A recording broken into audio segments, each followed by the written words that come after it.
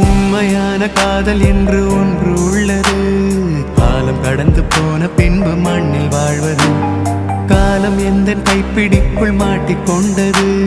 காதல் என்னை விட்டு விட்டு எங்கு சென்றது?